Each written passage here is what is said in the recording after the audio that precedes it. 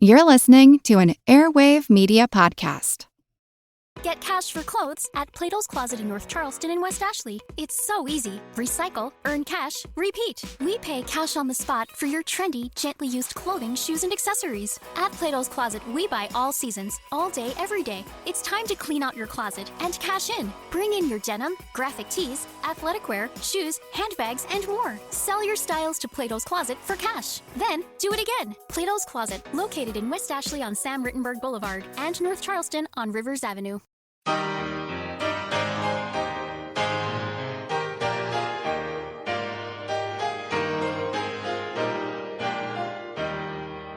Gott erhalte Franz den Kaiser, unseren guten Kaiser Franz, hoch als Herrscher, hoch als Weiser, steht in des Ruhmes Glanz. Hello everyone, and welcome to History of the Great War episode 120.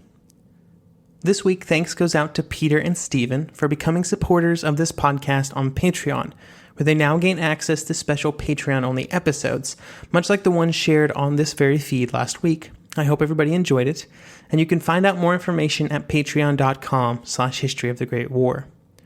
Welcome to 1917, and we have finally arrived, and we are going to jump right into the action.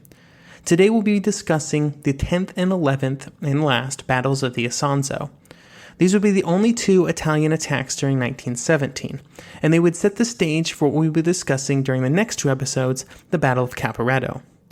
Much like on the Western Front, on the Italian front, the battles of 1917 would be on a new, much larger, and much more costly scale. On both sides of the line, the armies were bigger, better, and more prepared for the fighting than ever before, and this would set them up for what would be the last year of large battles on the Italian front. The fighting would continue into 1918, but 1917 would be the climax. It would be the year that the fate of the armies on the Isonzo was decided. So let's jump in. The preparations for 1917 had a good side and a bad side for the Italians. We will start with the good side. First, they simply had more men at the front than they had at any previous point in the war. The number of battalions in the army was increased from 700 to 860, bringing the total numbers up to something like 2 million. Much of this increase could then be focused on the Isonzo, where the number of troops almost doubled. This was made possible due to a concerted effort to improve the defenses along other areas of the front, like on the Asiago Plateau, which allowed more troops to be moved east. There was also a lot of effort put into the positions around Gorizia and on the newly acquired areas on the Carso, which would allow Cadorna to more fully utilize his troops for an attack, since less would be needed in the rest of the line. This large increase in troops was accomplished by calling up both older and younger classes of recruits, and with this expansion, the drafts now included all of those aged 18 to 44. There was also a large increase in the number of artillery guns available at the front. Both of these items were, of course, very good news for the Italians, especially after they had lost so many men in 1916. So let's move on to the bad news, most of which revolved around the state of mind of men at the front and civilians back home. At the front, the men, aware of what was about to start, hit a new low point in morale. 1916 had been rough, and the gains had not exactly been impressive. All the men now had to look forward to was another year of the same. Back on the home front, there were protests by men drafted into the army, with some becoming belligerent and threatening army officers. This unruliness was coupled with a waning of public support for the war. The people on the Italian home front were suffering from both war exhaustion, caused by things such as rapid inflation, a stagnation in wages, and all the men missing at the front, and then also from the German U-boat campaign. Many of Germany's highest-scoring U-boat commanders during the war called the Mediterranean their home. Their submarines would be the most effective here because the British would always focus their anti-submarine efforts on the Atlantic and their home waters, which left precious few ships available to patrol the seas around Italy. The U-boats left many items quite scarce on Italian tables, like butter and sugar. This brought the war home in a way that in no way helped public morale. While Cadorna was aware of these issues, he was confident that they would not be a serious problem. He believed that his next attack would finally be the one to shift the war in the Italian favor, and to do this he had an ambitious plan of attack. Instead of just launching one effort on one area of the front, which had been his trend in 1916, Cadorna was reverting back closer to his idea of a massive strike against the entire front, which he had favored in 1915. The only difference this time was that instead of one massive attack, it would be a series of attacks, one right after another, to keep the Austrians off guard. In this case, the first attack would fall in the area around Gorizia and to the north of it, where Capello's troops would attack, and then after a few days, and hopefully after the Austrians had committed their reserves to stop this attack, some of the guns would be moved south for another attack on the Carso. Cadorna was sure that this would work, and if Borojevic did not take the bait and move his reserves north to Gorizia, then the Italians would simply capture a bunch of territory there, which was an acceptable outcome in and of itself. On the Austrian side, 1916 had been a rough year, not just on the Italian front. The Empire had taken 1.7 million casualties during 1916, and these were simply irreplaceable. In the short term, they could increase the numbers on the Isonzo by robbing from other fronts, but there would be no way to keep up with the growth of the Italians. The men that were moved onto the front would bring Borojevic's numbers up to about 200,000, which was more than he had ever had, but it would still be less than what he faced. They were guaranteed to be outnumbered at least 2-1 for any attack, and probably far more. However, they had greatly increased the number of heavy artillery pieces that they had, with the number almost doubling over the course of the winter, which was of course a welcome change. These guns would be critical to helping to stem the Italian tide. During the 10th battle alone, the Austrian artillery would fire over 2 million shells. This was a very drastic and much required increase over the previous battles. Once again, Borojevic also had a reasonably good idea of what the Italians were planning to do, with a large number of Italian deserters having come over to the Austrian lines in the weeks before the attack. The artillery fire would begin on May 12th, and it would be of greater intensity than ever before. The Italians were able to use more than 3,000 artillery pieces to throw an impressive number of shells at the Austrian lines, and then after 2 days of bombardments, the attacks would begin. The first would fall on Hill 383 to the north of Gorizia, and it would occur at noon on the 14th. Here, 3 divisions of Italians would attack against one lone battalion, making it something absurd like 15-1 for an advantage. Even at such a huge disadvantage, the Austrians were still able to put up a fight and to inflict far more casualties than they suffered. Hill 383 had been able to hold out against almost 2 years of Italian attacks, and even here at the end, it still lived up to its bloody reputation. However, at some point the sheer weight of numbers simply became too much, and the Austrians were pushed off the hill, with very few defenders left to tell the tale. To the south, another Italian attack went forward with a brigade crossing the Isonzo. I should probably remind everybody here that the Isonzo in this area was not very deep and not very fast, so fording across it was completely possible. Here the fighting was once again fierce, with better than half of the Italians becoming casualties, even though they had a huge numerical advantage. For these 2 attacks they had gained some ground, but Capello had lost around 5,500 men. With this area of the front in so much danger, Borojevic was forced to pull several divisions from behind the line on the Carso and send them north.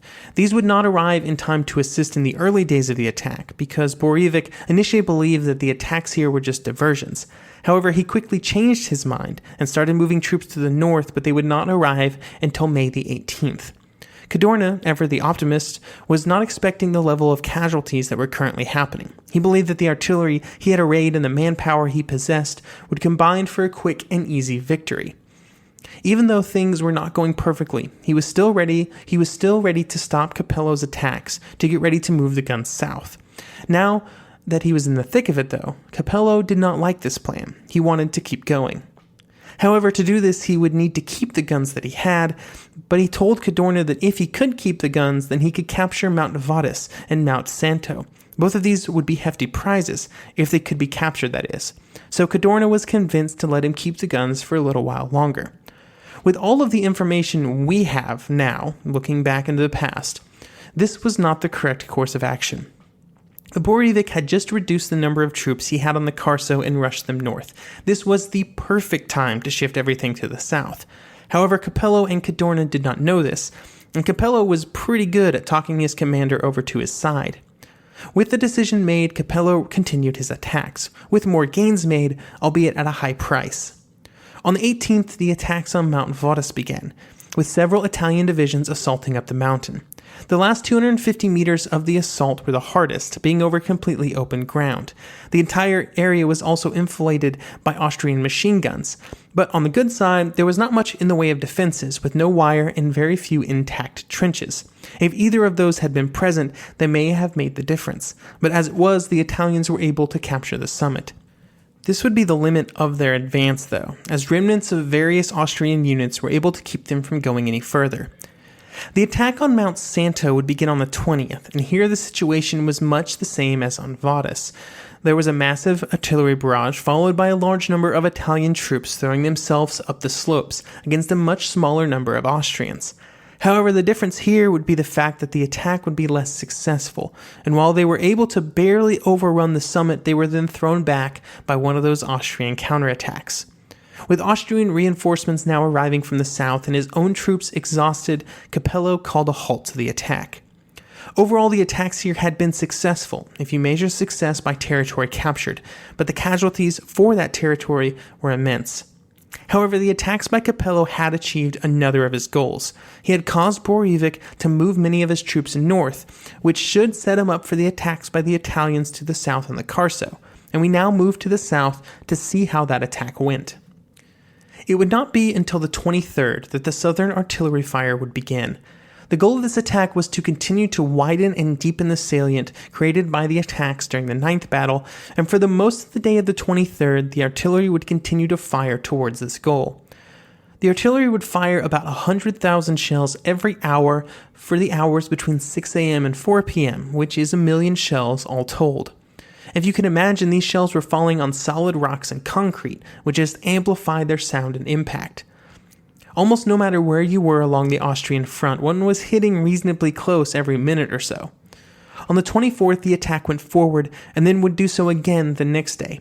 Over the course of these attacks, they were able to slowly but surely beat back the Austrians. It was a very slow process, though, and it took attack after attack to grind out the capture of 3 lines of trenches, which was a depth of about 2 kilometers. By the second day, these attacks had cost 25,000 men, and the attacks would continue for another 2 weeks until the 5th of June. The advances would be over on the 25th, though, and the intensity of the fighting slowly waned until June the 4th, at which point Borovic began shifting troops south to meet the attack. Once these arrived, he would then use them as forces to launch a counterattack, which would regain most of the ground that they had lost in the earlier attacks. Over the course of all this fighting on the Carso, the Italians lost over 50,000 men, and the Austrians over 30,000.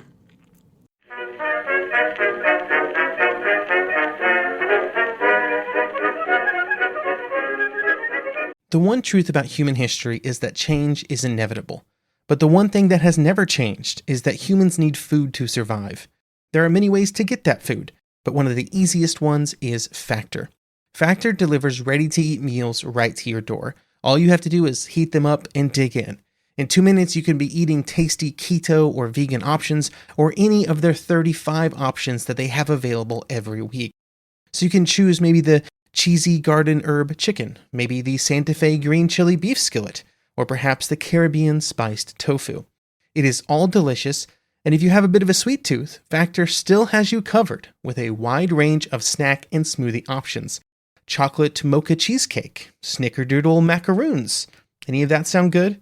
And don't worry, even the tasty stuff is dietitian approved. Head over to factormeals.com/GW50 and use code GW50 to get 50% off. That's code GW50 at factormeals.com/GW50 to get 50% off. Get cash for clothes at Plato's Closet in North Charleston and West Ashley. It's so easy. Recycle, earn cash, repeat. We pay cash on the spot for your trendy, gently used clothing, shoes, and accessories. At Plato's Closet, we buy all seasons, all day, every day. It's time to clean out your closet and cash in. Bring in your denim, graphic tees, athletic wear, shoes, handbags, and more. Sell your styles to Plato's Closet for cash. Then, do it again. Plato's Closet, located in West Ashley on Sam Rittenberg Boulevard and North Charleston on Rivers Avenue.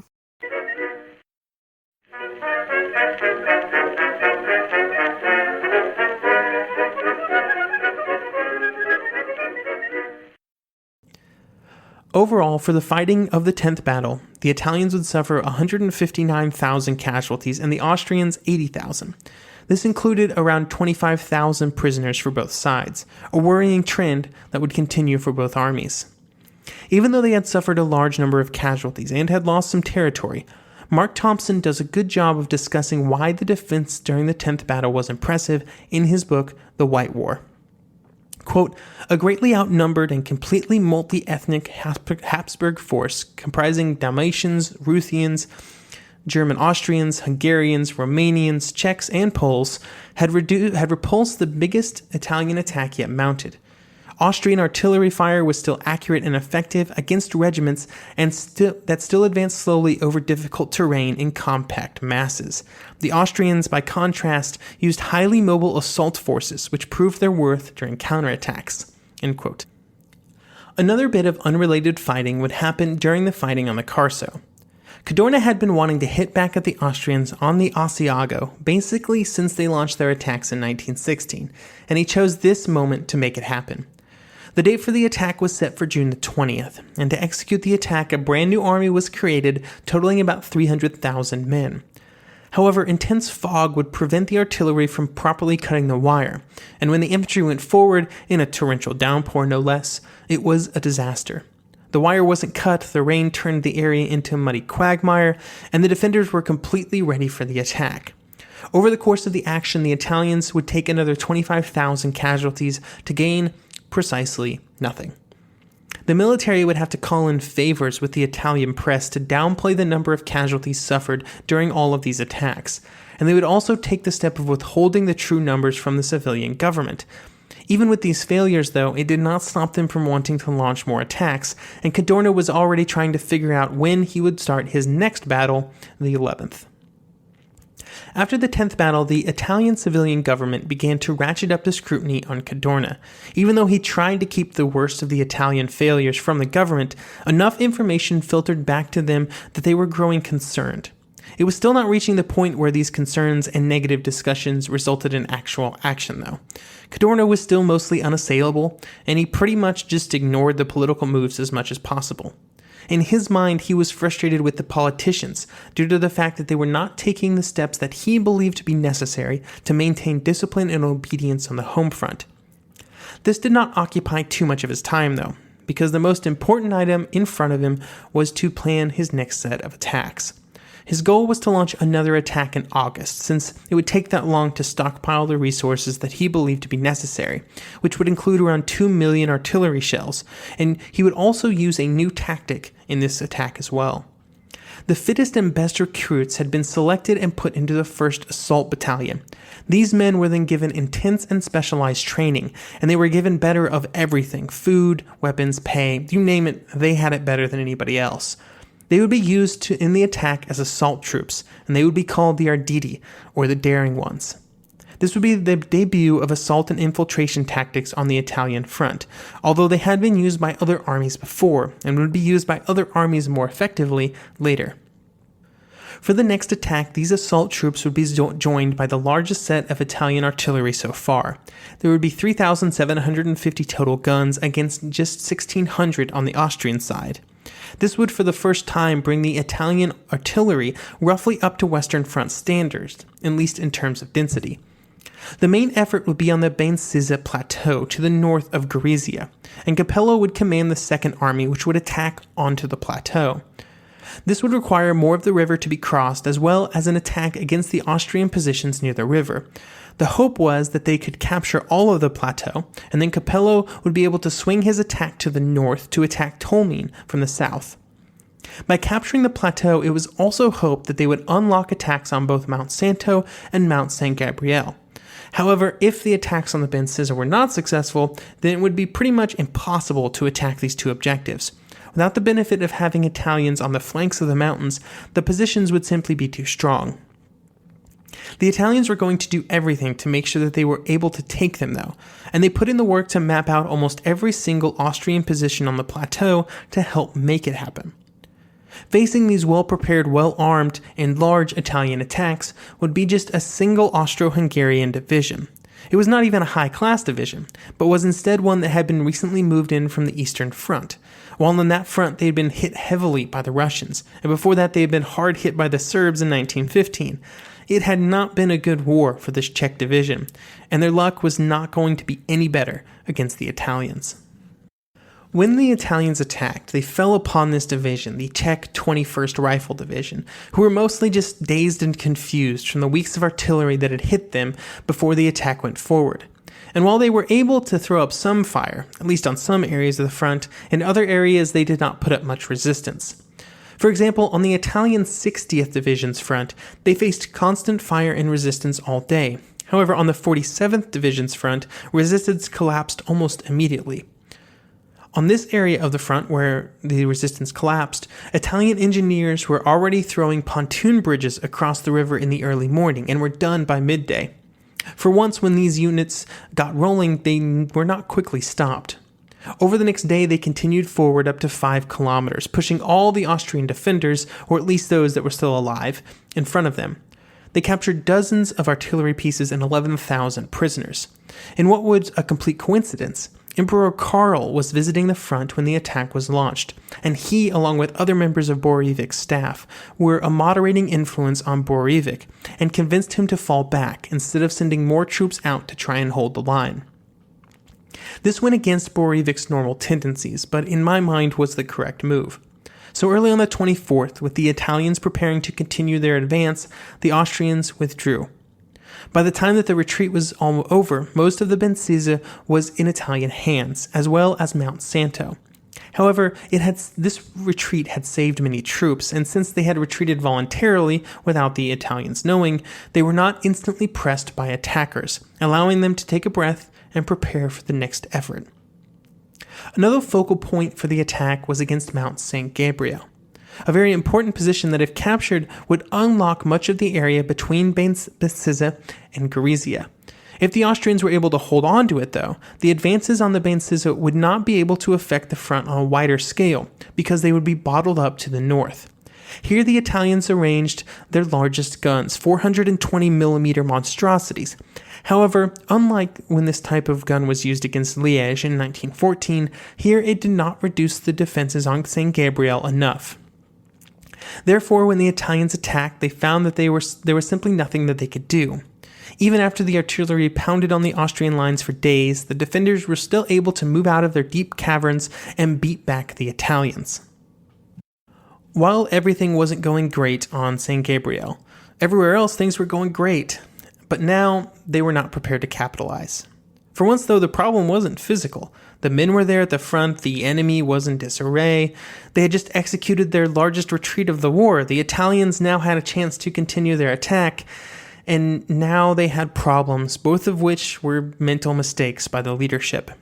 The first problem was that the Italian reserves had been positioned too far to the south, with the theory being that since the attack was happening all along the front, they would be best positioned to move anywhere. In reality, this meant that the only place that they could move was the center. Everywhere else was simply too far away. For our current discussions, they were just too far away from Bensizza to quickly reinforce the army. The second problem was simple hesitation. As the Italians advanced and the Austrians retreated, the salient that was being created became deeper and deeper without necessarily becoming wider, due to the action on Mount St. Gabriel. This concerned Capello and Cadorna, who now hesitated to continue their advance into this type of situation. They were just too concerned about their flanks. They may have been less hesitant if there was any sign of the Italian attacks to the south being more successful, but they looked to be complete failures a few days after they began. This hesitancy lasted for 2 days, during which they debated whether or not to continue the attack, but by the time they made up their minds to continue it, it wouldn't matter anymore, because it was too late. 2 days after they paused the attack, they started again, but gains were very scarce. The 11th battle would be over on September 19th, and it had been costly for both sides. The casualties were by far the most of any battle on the Isonzo, with 166 for the Italians and 140 for the Austrians. Along with these numbers were around 6,000 prisoners that had been captured by the Austrians. I point this out because the defenders in World War I so rarely captured a significant number of attackers. As a whole, the Italians, while causing a lot of Austrian casualties and capturing more territory, had once again failed to accomplish their primary goal. As many men and as much as artillery as they had, it still only resulted in an inconclusive result, where they captured some worthless ground. However, while the Italians had not achieved their goal, they had caused one very big, one very important thing to happen. With so many Austrian casualties, it was finally clear to the Germans that they had to do something about the Italian front. If they did nothing, then the Austrians would simply bleed to death. Therefore, a plan began to form for what would come to be the first and only combined Austrian and German effort against Italy. It would be a black day for Italy, and it would get its name from a small Italian village in the mountains, Caporetto.